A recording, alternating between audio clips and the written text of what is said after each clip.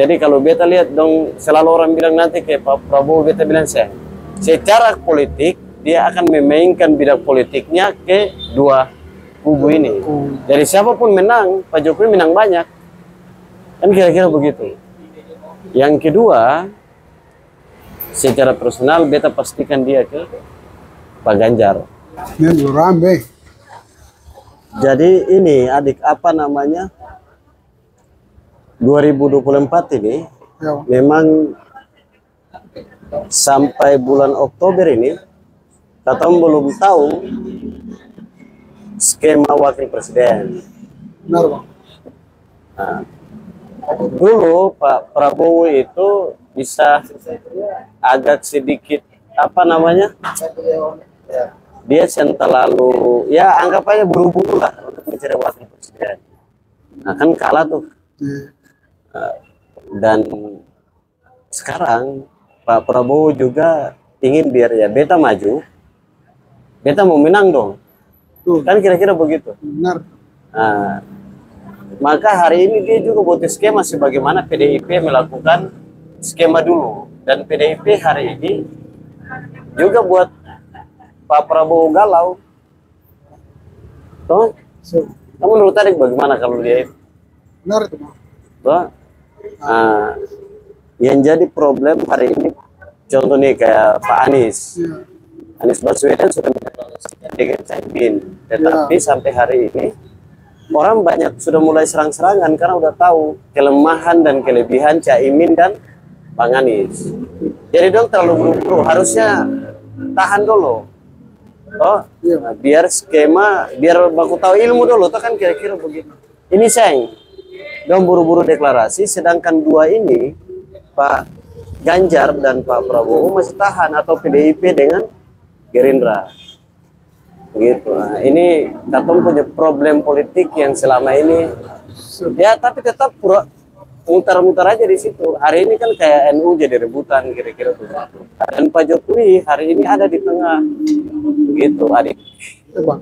Jadi cerita-cerita ini Bang Bung Rey, saya mau ada siapkan ada 3 pertanyaan saya mau tanya kepada Bung Rey. Mama ya, laki-laki tuh berat.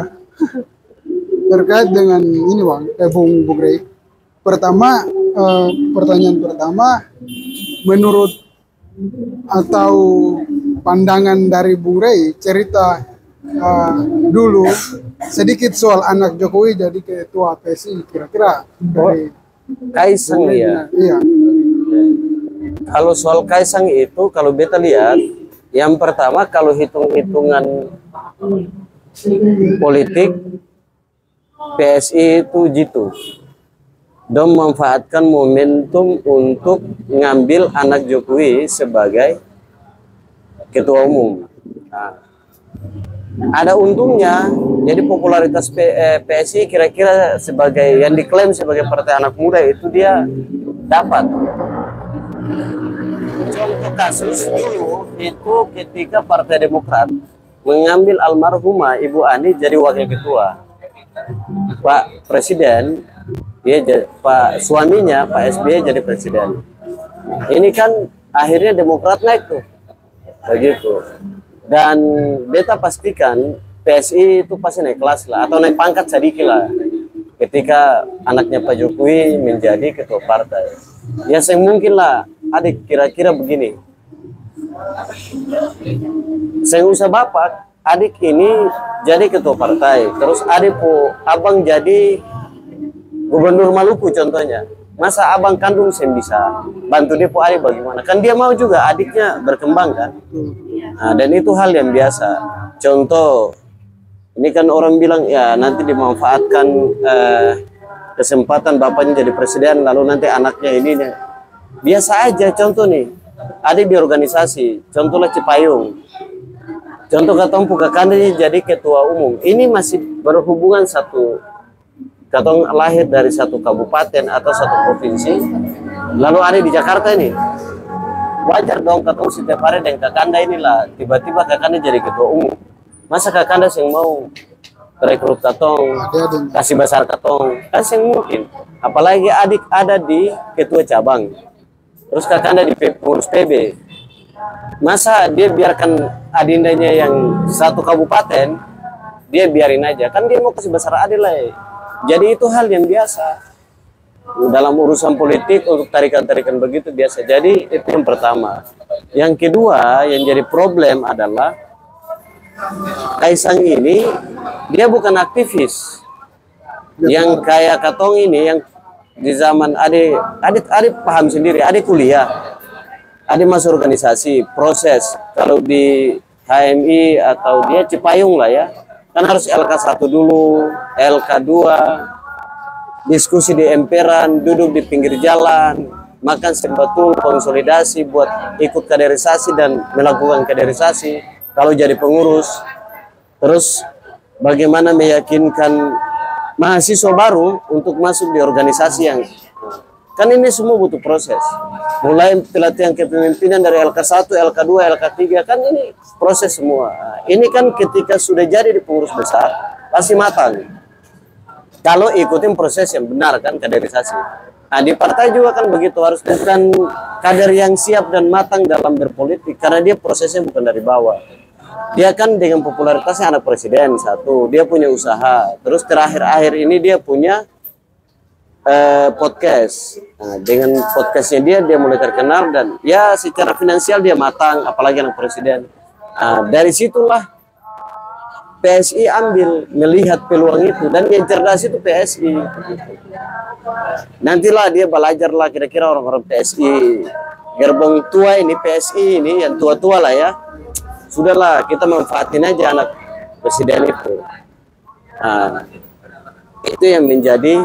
Kalau beta lihat kalau dari sisi kaderisasi memang kawan ini goyang sedikit bisa oleng ini kira-kira begitu. Tapi kan gak mungkin digoyang kan bapaknya presiden. Bisa menentukan PSI naik pangkat kan begitu. Begitu adik. Oke Bang, terima kasih atas penjelasan. Nah terus Bung, ini ada pertanyaan yang kedua nih Bung. Kira-kira menurut Bung Rey, apa skema Jokowi dalam menjelaskan dua bidang politik? Kira-kira pandangan atau pendapat dari Bung Rey seperti apa?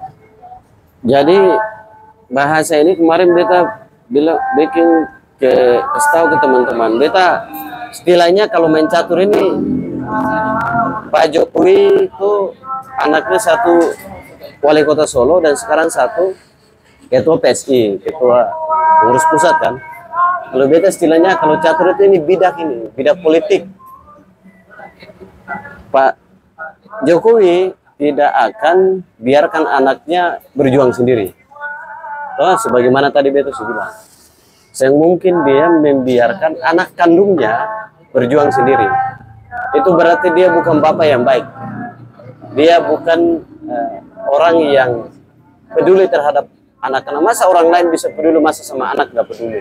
Masa satu Indonesia ini presiden peduli terhadap mereka? Masa anaknya dia tidak peduli kan begitu?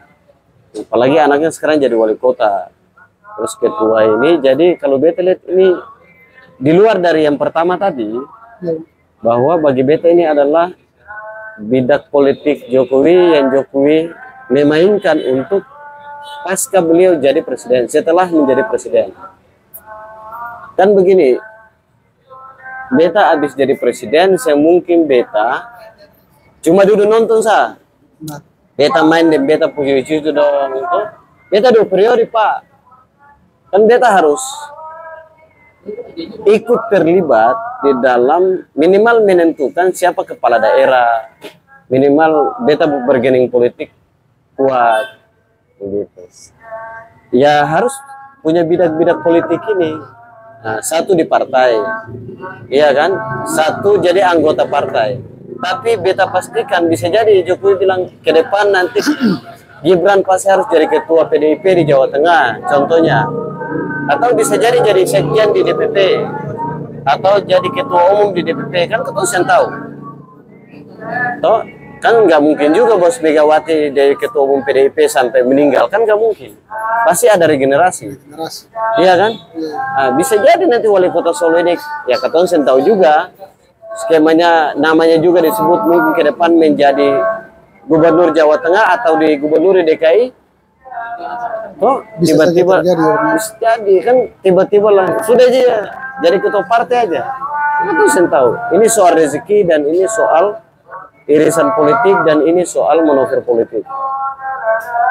Maka ketika anaknya menjadi ketua partai dan anaknya jadi gubernur, siapa yang tidak, dan apalagi mantan presiden, siapa yang pejabat atau tokoh yang mau jadi pemimpin di provinsi, kabupaten, kota maupun nasional, siapa yang sembutu Jokowi walaupun bukan presiden? Jawabannya pasti dong butuh. Apalagi anaknya pengusaha, kan begitu.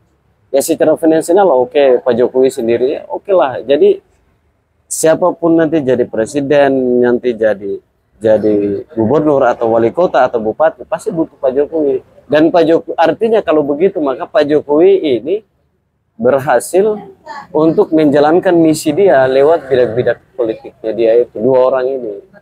Apalagi dong masih muda. Masih muda ini berarti hitungnya taruhlah 20, 30 sampai 40 tahun ke depan. Kira-kira dong bisa calon presiden ke belum? Bisa. Bisa. Bisa. Oh? Iya. Nah, artinya hari ini proses, apalagi kalau Kaisang itu kan masih muda kan. Orang bilang PSI begini, iya kalau PSI masih begini, mungkin 2024 suara sudah di Senayan, kan berarti sudah mulai matang itu. Belajar, taruhlah 5 tahun ini Kaisang belajar. Ya. Bagaimana jadi pemimpin, iya kan memimpin partai politik, bagaimana konsolidasi partai, bagaimana pidato yang baik dan benar, bagaimana punya gagasan yang bagus, gagasan yang besar kan.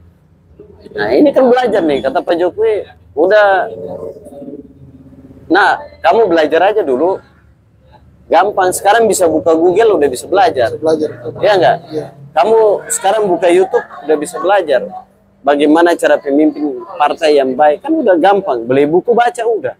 Apalagi kamu lihat Bapak ini, bagaimana Bapak manuver politik, bagaimana politisi-politisi.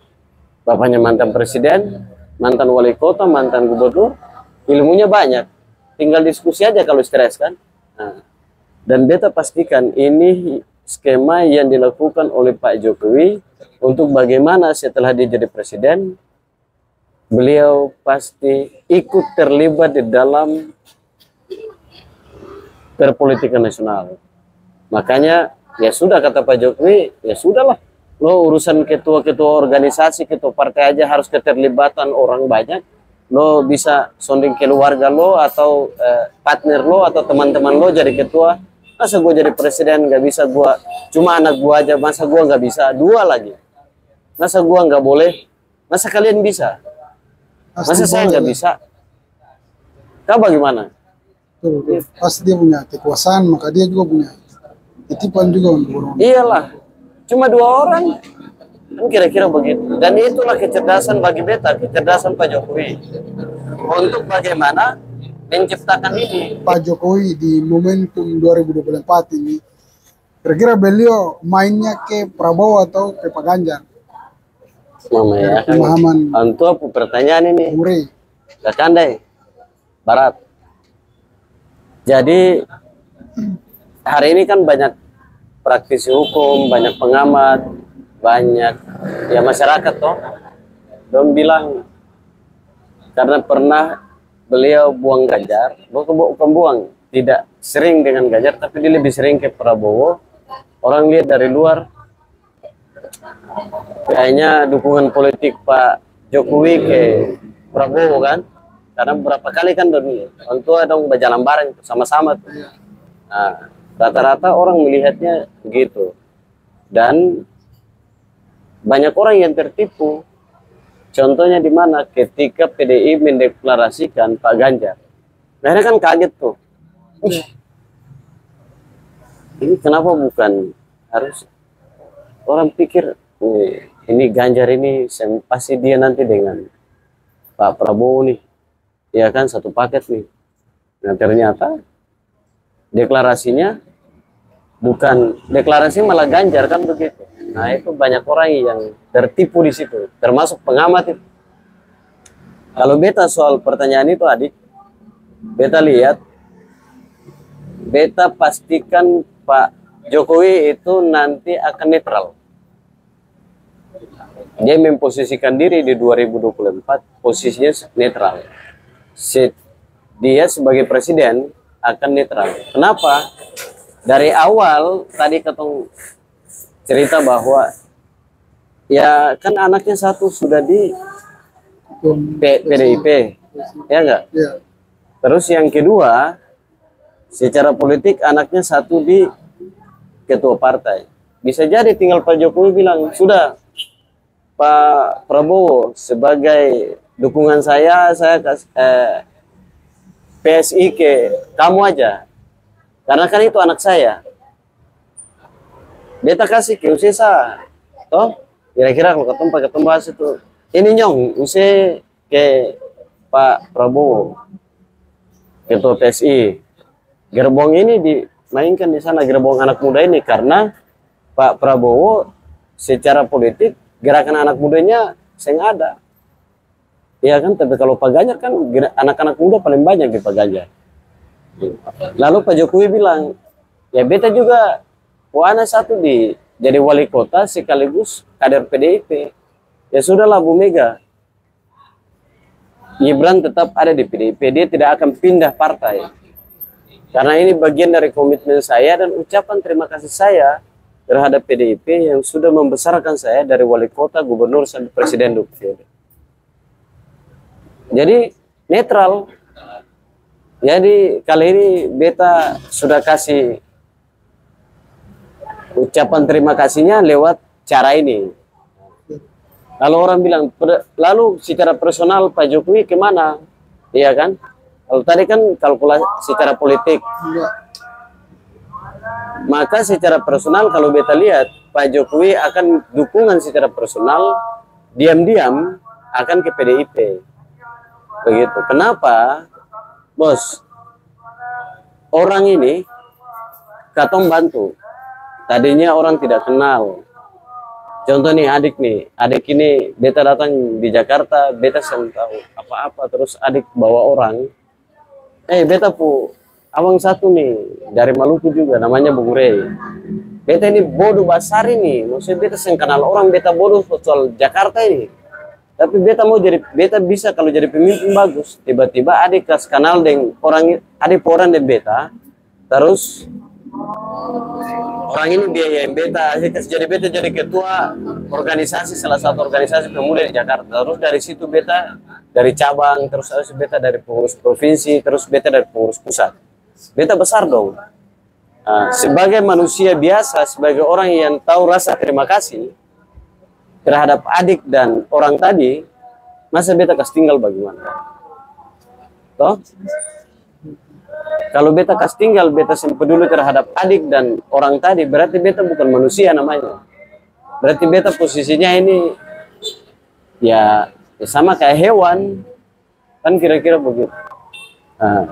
Maka beta apapun yang beta lakukan, pasti beta lebih ke adik dan orang tadi, begitu. Apapun keputusan beta pasti menguntungkan adik dan orang yang adik bawa. Nah, posisi itu kalau beta lihat itu Pak Jokowi akan melakukan hal sama. Lewat tanda tangan Bu Megawati Soekarno Putri, dia jadi wali kota Solo sampai ke presiden 2 periode. Itu Bu Mega yang tanda tangan, bos. Kader PDIP kerja buat beliau jadi wali kota, jadi gubernur dan jadi presiden. Dan beta pastikan Pak Jokowi adalah orang yang baik, orang yang tidak lupa terhadap jasa orang lain, bantuan orang lain, ya pasti. Secara personal pasti dia memberikan dukungan full kepada Pak Ganjar. Ya dia lahir besar dari PDIP kok. Yang orang lihat selama ini kan hitungan politik, bukan soal moralitas, soal sikap pribadi, kan begitu. Kalau politik ya biasa aja gitu kan. Nah, tapi ingat ketika kemarin Rakernas keempat ya PDIP itu, ya jelas pesannya lewat pidatonya terhadap di forum PDIP dan kepada Pak Ganjar. Itu saya sudah jelas arah politikku. Gitu. Jadi kalau beta lihat dong, selalu orang bilang nanti ke Pak Prabowo, beta bilang saya secara politik dia akan memainkan bidang politiknya ke dua kubu ini. Dari siapapun menang, Pak Jokowi menang banyak. Kan kira-kira begitu. Yang kedua, secara personal beta pastikan dia ke Pak Ganjar karena PDIP. Kira-kira begitu, Adik. Cuma, gue semangat atas penjelasannya. Ini pertanyaan terakhir atau apa penutup? Iya, penutup juga. Iya, penutup. Iya. Kira-kira apa masukan kepada dari Bung Rey sendiri, masukan kepada teman-teman aktivis sekarang ini terkait penjelasan-penjelasan yang abang sudah sampaikan. Masalah politik inilah ya. Sebagai anak muda dan ketong sebagai aktivis lah ya. Kira-kira begitu ya. Kalau aktivis, katong aktivis hari ini kan daya tahannya kurang. Katong punya irisan politik ini kadang-kadang sing ada lah. Irisan politik dia putus-putus, main kaki banyak. Jadi kakinya harus dua, mau bikin kaki banyak, lebih dari dua kan. Berarti irisannya juga nggak jelas. Lalu yang kedua itu, yang banyak itu malah berjejaring secara organisasi. Itu memperbanyak, tetapi secara kapasitas, katong banyak aktivis yang menyiapkan kapasitas diri untuk ya dia mahal lah. Kira-kira begini, cewek cantik itu banyak toh, tapi cewek berkualitas itu kan sedikit. Cewek biar dia cantik tapi otaknya pas-pasan, mohon maaf agak bego gitu. Kira-kira ada mau pesen? Semua lah bang. Semua lah. Iya. Ada kan mau cantik, cerdas. Jadi besok-besok ketemu anak-anak tuh dong. Bagus, cerdas lah. Ada Edwin muda yang cerdas. So, kira-kira begitu. Sekarang dengan era digitalisasi ini, teman-teman aktivis mau nggak melakukan sabar dan melakukan hal-hal yang kreatif untuk membangun kapasitas diri. Nah, daya tahan ini yang kurang di teman-teman aktivis hari ini. Jadi cuma dia ketua umum organisasi ini. Tapi secara kapasitas dan kualitas dia masih dipertanyakan. Lalu bagaimana ke depan ketong harap menjadi pemimpin di negeri ini, minimal ketua partai, minimal jadi pengurus partai yang berkualitas kalau ke politik ya. Nah, kalau cuma beta takut itu begini adik, kalau hari ini teman-teman aktivis yang menyiapkan diri, yang sabar, yang ikutin proses dengan baik, besok-besok cuma jadi tukang suruh aja, pegang tasnya pejabat ini dia bukan aktivis, iya kan? Dia cuma ikut nongkrong aja dengan pejabat. Pejabat ini kebijakannya bisa jadi mempengaruhi satu kabupaten, contoh di Brussel. Adik kan gak mau juga anaknya siapa namanya bupati, kamu bupati, mantan bupati yang Ramli. Adik kan sih mau. Contoh anaknya Ramli itu kalau dia jadi ketua DPR atau bupati di sana, emang adik terima? Kalau dia bukan aktivis. Contohnya begitu. Kan adik sih mau juga. Adik kan mau, adik juga. Beta aktivis bos. Beta kuliah, beta belajar. Iya kan? Beta konsolidasi kiri kanan ini. Beta makan mie saja, hidup susah. Beta tahu betul bagaimana orang susah. Beta latihan LK1 sampai LK3 kalau di ini.